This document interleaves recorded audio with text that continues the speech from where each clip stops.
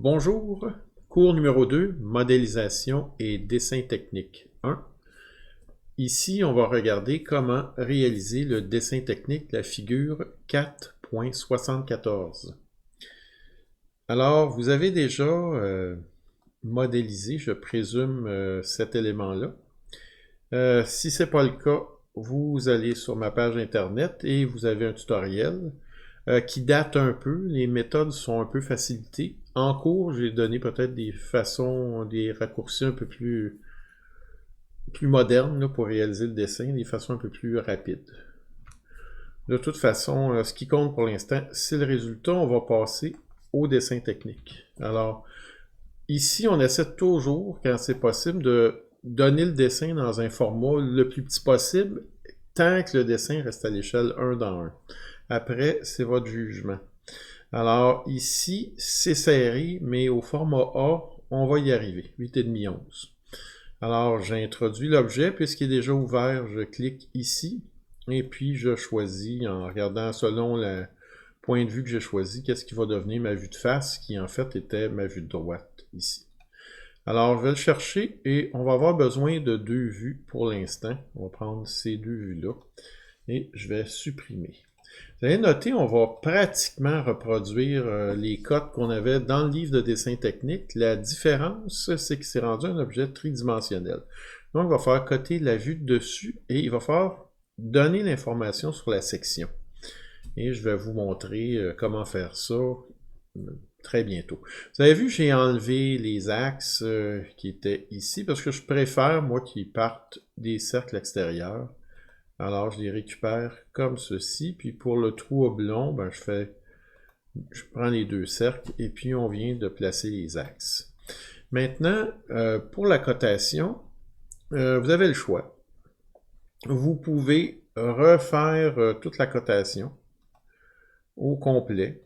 Donc, vous sélectionnez les mesures, puis vous n'oubliez pas de dégager quand c'est des objets circulaires ici. On a l'impression que ça touche la tangente, donc on le recule un petit peu. Et puis on fait ça pour chacune des mesures qu'on a à faire. Alors c'est une possibilité. L'autre possibilité, puis je vais juste continuer là, pour une dernière cote peut-être, disons celle-ci par exemple. Et puis on vérifie toujours les lignes d'attache. Ici c'est un petit peu trop long, alors je sélectionne les lignes d'attache, puis je les recule quelque part dans l'axe. Ah, ici, elle est un peu plus reculée. Je vais la réavancer. Il y a quelque chose comme ici. Voilà. Et puis, etc., etc. Donc, on peut procéder de cette façon-là. Ou encore, je vais les effacer, on peut importer les cotes de notre modèle. Alors, à partir d'objets du modèle, on fait à ce moment-là modèle entier, importer dans toutes les vues, et puis on sélectionne ici ce qu'on veut importer.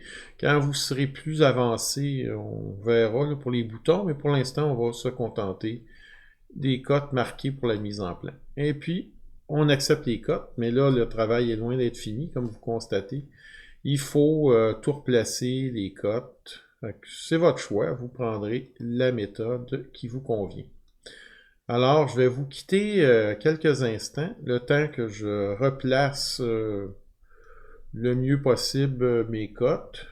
Par exemple, ici, vous voyez le 125, c'est une 1.25, excusez. Il s'agit d'une cote de chaîne. Alors, qu'est-ce qu'on fait avec les cotes de chaîne? Bien, on les met en chaîne, tout simplement. Alors, je vais reculer le 2.75, le descendre, mettre celle-là ici, et faire bien attention de les placer une sur l'autre. Je les ai reculés un peu plus pour me laisser le 1.5. Alors, je vous reviens dans quelques instants quand j'ai fini de nettoyer ça un peu plus. Bon, j'ai replacé la majorité des dimensions, comme vous le constatez. J'en ai laissé quelques erreurs pour... il y a des éléments que je n'ai pas complétés pour vous montrer comment le faire dans ces cas-là. Alors, on va voir le premier R125 ici. Quand je m'aligne de cette façon-là, ben, c'est pas très intéressant. Alors, je sélectionne la cote Et puis, je m'en vais dans ligne d'attache ici. Et je demande ligne de rappel côté opposé.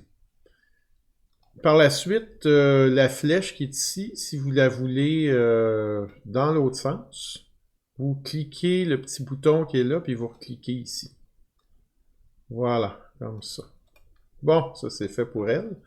On va régler le même problème ici, mais c'est un peu plus facile. Donc, vous cliquez le point. Oh, là, ça s'est déplacé. Si ça ne fonctionne pas du premier coup, vous recliquez ensuite ici.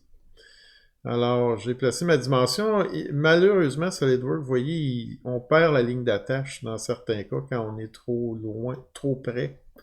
Alors, je suis obligé de reculer la coche.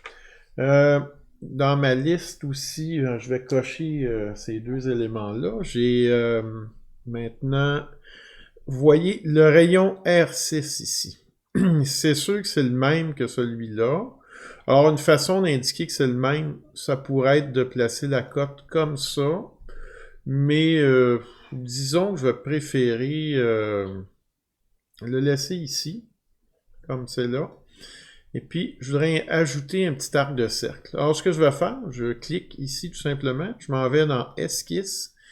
Et je choisis arc par 3 points. S'il n'est pas là, vous déroulez le menu. Et puis, si vous aimez mieux faire arc par 3 points par le raccourci, eh bien, son raccourci, je vous le montre, attendez, c'est majuscule Y, parce que ça représente 3 points.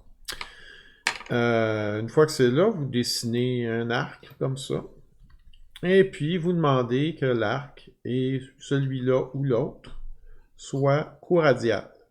Je vous avais dit au cours précédent qu'on utiliserait co-radial de temps en temps. C'est un premier exemple. Alors ici, après la ligne, je peux la raccourcir en sélectionnant les points d'extrémité. Alors, on comprend bien, peut-être un petit peu plus près quand même. Et on comprend bien de cette façon-là que les cercles sont co-radiaux, au lieu de mettre les rayons deux fois. Vous allez noter le point 38, ça c'est votre jugement. Est-ce que celui-ci est nécessaire? J'ai décidé de le laisser dans ce cas-là, à vous de voir. Puis vous allez noter aussi, je ne sais pas si vous avez fait l'erreur, on a bien une ligne verticale ici. Bon, on va continuer. Qu'est-ce que j'ai dans ma liste? Pas de calcul. Ah oui, c'est ça. Évidemment, quand on modélise avec SolidWorks, c'est facile d'aller se chercher des codes de milieu, mais vous connaissez ma règle en dessin technique, jamais de calcul. Alors, le point 25 ici, on voit bien qu'il est situé au centre. Moi, j'ai décidé de ne pas mettre de ligne de centre. Vous pouvez en mettre une si vous voulez. À la place, ben, de toute façon, qu'on en mette une ou pas, il faut éviter que la personne ait à faire des calculs. Alors, on rajoute la cote manquante. Fait que ça va arriver de temps en temps, même si on importe les cotes, qu'on est obligé d'ajouter une cote ici et là parce que SolidWorks avait fait le calcul à notre place. Peut-être que ça va être plus lisible si je les place orientés comme ça. Là, on voit bien là, le 2.5 de là à là, de flèche à flèche. Et puis le 0.5 qui est ici. Bon, ben je vais rayer ça de ma liste aussi. Axe linéaire. Ah oui, c'est un oubli que j'ai fait, puis vous, oubliez-le pas. J'ai oublié, je vais juste recorriger une petite ligne que je vais reculer ici. J'aime pas que ça tombe dans le pointillé. Alors, ici, j'ai oublié de mettre les axes linéaires. Alors, pour ça, vous allez dans Notation, et ce n'est pas axe de centrage, vous prenez l'autre ici. Ils appellent ça ligne de construction dans SolidWorks. Vous pouvez sélectionner une ligne et un autre, et ça va vous les donner. Donc, je les ajoute. Et ça, c'est fait. Donc, je vais rayer cette petite erreur-là de ma liste. Ajouter un axe à 1. Oui, ici. Ça peut être bien. Vous voyez le 1 qui est ici, peut-être indiquer un axe où on voit le centre. Alors, ce qu'on peut faire, on sélectionne le cercle. On prend l'axe de centrage, mais on ne veut pas des grandes lignes comme ça qui traversent. Alors, ce qu'on peut faire, c'est, vous voyez le crochet ici, utiliser les réglages par défaut du document, vous l'enlevez, et puis vous enlevez ligne prolongée. Et bon, et vous acceptez. SolidWorks a reculé l'axe du 1.25 à cause de ça, alors on va l'avancer, disons, jusqu'ici. Alors, je raye ceci de ma liste. Ah, et autre chose, la cote 4.2. Bon, on évite de coter à l'intérieur du dessin. Vous voyez le 5.5, j'avais pas de place, personne n'est mort, on évite, mais si on n'a pas le choix, on va le faire. Même chose pour le 4.2, je vais le placer là, et c'est tout. Donc, évitez de coter à l'intérieur, mais si vous n'avez pas le choix, vous le faites. Notez aussi le 7.6, c'est quand même assez éloigné, mais il est proche de l'intersection de l'objet. Alors, je vais le reculer un petit peu pour éviter toute confusion. Alors, je pense que j'ai rien oublié. Mon arc aligné, ça va 25. On devrait être bon. Alors, mon dessin technique est complet. Une fois que j'ai fait ça, je vérifie. Aucune cote touche. Je vérifie que mon cartouche qui s'est rempli correctement. C'est parfait. Le nom de l'enseignant, mais vous double-cliquez ici puis vous l'ajoutez. Et si vous êtes à l'école ou si vous travaillez avec, en tout cas en réseau, en ligne, vous pouvez normalement aller ici puis choisir directement les cours. Si vous tenez à avoir ça chez vous, il y a moyen de l'installer dans les emplacements de fichiers. Il faudrait le retrouver. Alors, je m'assure que j'ai aucune erreur. Je regarde encore mon cartouche, puis je constate, là, frustré que je suis, là, tout d'un coup, je constate que j'ai pas mis la bonne numérotation sur le modèle. Alors, je me retrouve avec ceci. Alors, ce que je peux faire, tout simplement, je retourne sur le modèle 3D et je fais enregistrer sous. Je choisis le premier élément qui est ici, celui d'en haut, et je renomme mon fichier. Moi, pour sauver du temps, et ça c'est pratique, vous pouvez faire ça, j'ai déjà un fichier qui porte le bon nom, et vous pouvez ici tout simplement changer de numéro. Idéalement, enlevez toujours l'extension. SolidWorks va remettre la bonne extension. Là, je vais le laisser, le numéro, parce que c'est parfait en ce qui me concerne. Et si je retourne aux cartouches, eh bien, on constate que le cartouche est bien rempli. Puis le 01, c'est que j'ai choisi au départ le bon fichier 3D aussi. Alors là, ça semble complet, mais il manque quelque chose. On a, contrairement au... C'est sûr que le dessin de profil ressemble maintenant au livre de dessin technique. Mais, que faire avec la section qui est ici? On ne l'a pas. Alors, je vais vous montrer quelque chose. Si on va dans le livre de dessin technique, on ajoute ici, comme vous voyez, dans certains cas, des sections qu'on va appeler, si vous regardez en bas, là, ce qui est écrit dans le livre de dessin technique, des sections sorties. Comme ça. C'est à la page 217 de votre livre.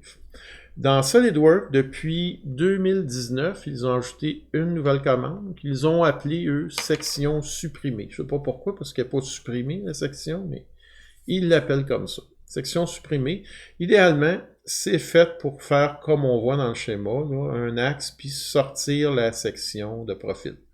Par ailleurs, celle-ci n'est pas bonne par rapport au dessin qui est présenté en passant. Donc, il serait à plus petite échelle, disons. Mais ça, c'est pour les sections supprimées. Et ben, que nous, on appelle des sections sorties. Mais moi, je vous conseille de... Bon, avec la COVID, on fait pas ça, on sort pas trop.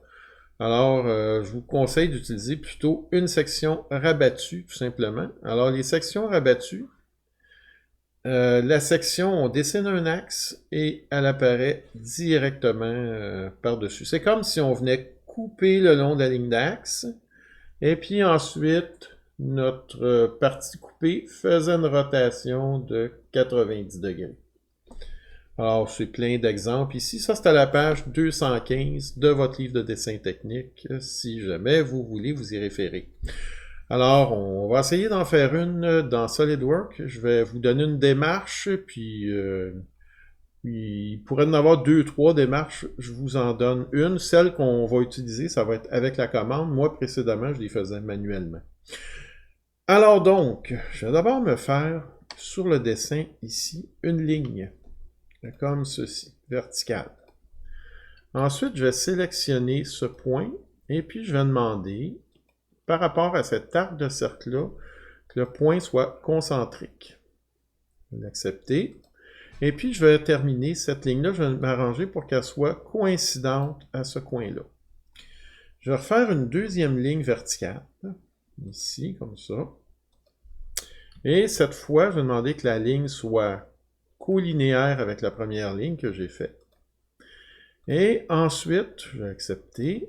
Et ensuite, je vais demander que le point vienne coïncident avec l'arc de cercle qui est ici. Ça ne bougera plus. Et on est prêt à faire notre coupe. Alors, on va aller dans mise en plan. Elle aurait pu être dans disposition des vues, je ne l'ai pas programmé là. Mais dans mise en plan, vous l'avez ici. Sinon, si vous voulez l'installer par vous-même, je vous montrerai à un moment donné, mais par la fonction personnaliser, commande, on peut aller chercher toutes les commandes qu'on veut, puis les placer aux endroits qu'on veut. Puis je vous invite à ne pas vous gêner chez vous si jamais vous voulez ajouter des commandes. Alors, donc, la commande s'appelle section supprimée.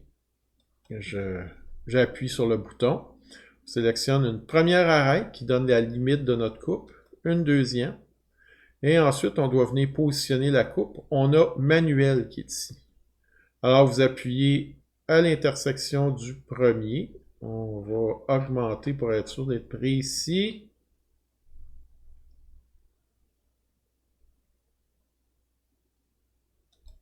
Je pense que c'est bon. Et on va augmenter pour être sûr d'être précis. Il m'indique qu'il est vertical. Voilà. Ensuite, la section, elle, peut se promener. Je vais la sortir pour l'instant. Vous allez voir pourquoi. Mes lignes que j'ai utilisées pour ma construction, j'en ai plus besoin. Je vais les supprimer. Et puis, cette ligne-là, vous voyez ici, là, verticale, comme un axe, elle n'apparaîtra pas sur le dessin technique.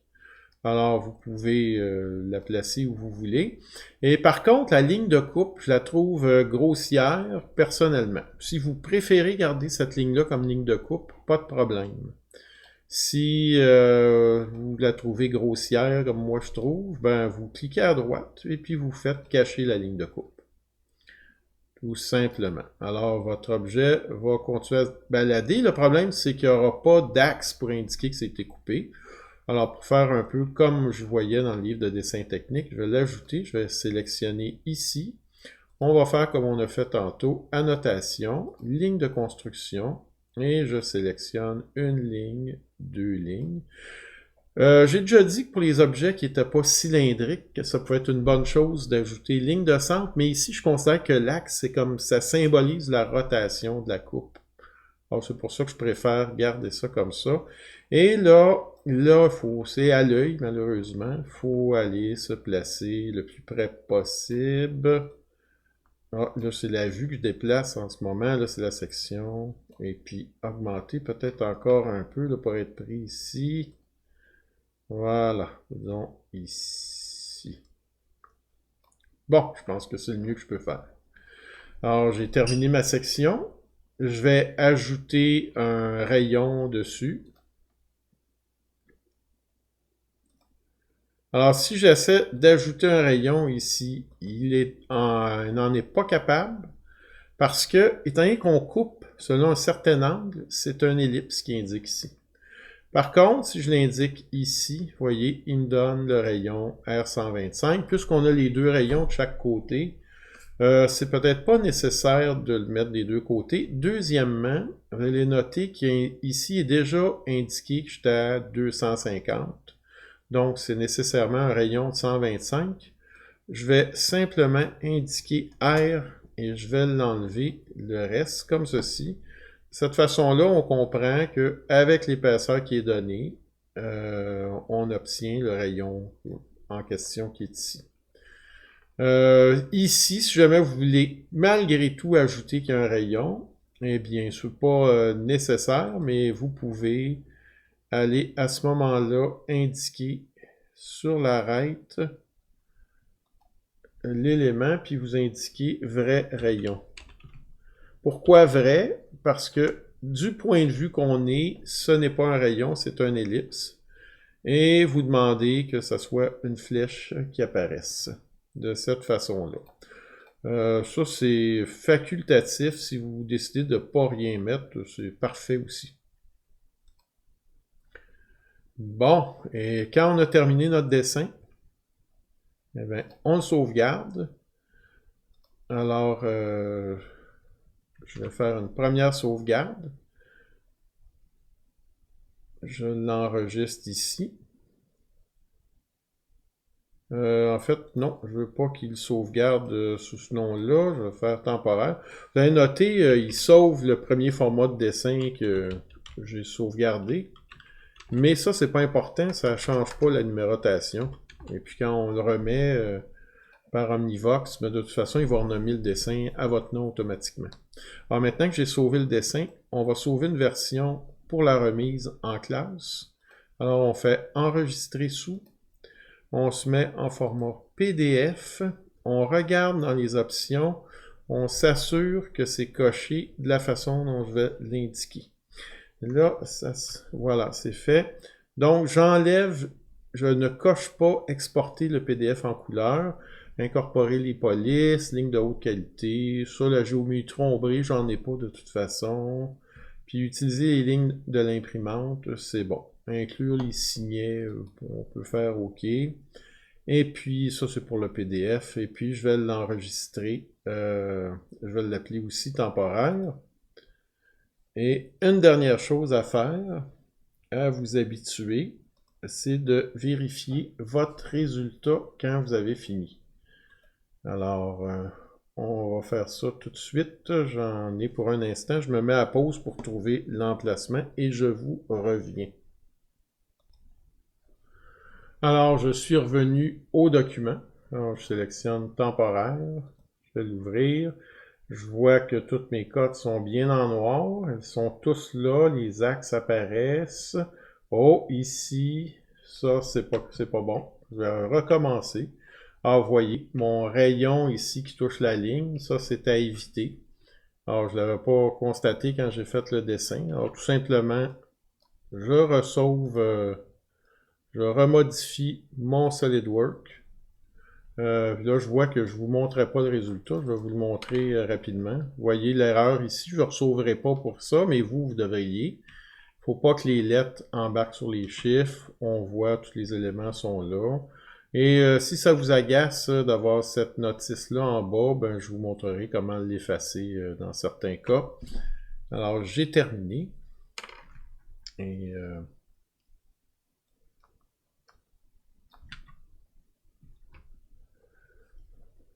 voilà, je vous remonte ça. Et je vous remercie beaucoup de m'avoir écouté.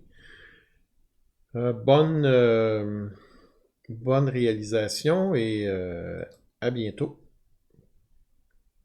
Merci encore.